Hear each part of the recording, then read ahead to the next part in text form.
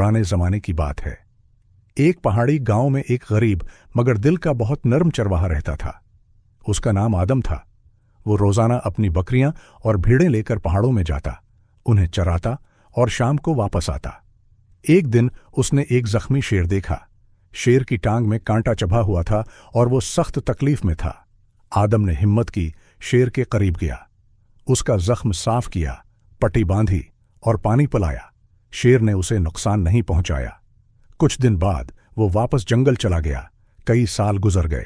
एक दिन आदम पर बादशाह के कीमती परिंदे चोरी करने का इल्जाम लग गया। उसे कैद किया गया और सजा के तौर पर भूखे शेर के आगे फेंकने का हुक्म दिया गया। जब शेर पंजरे से निकला, उसने आदम को देखा और रुक गया।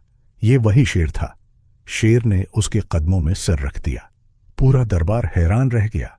बादशाह ने सारी कहानी सुनी और आदम को माफ करके इनाम दिया।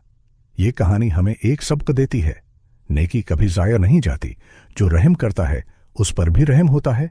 अगर आपको ये कहानी पसंद आई हो तो वीडियो को लाइक करें, दोस्तों के साथ शेयर करें और हमारे चैनल को सब्सक्राइब करना न भूलें।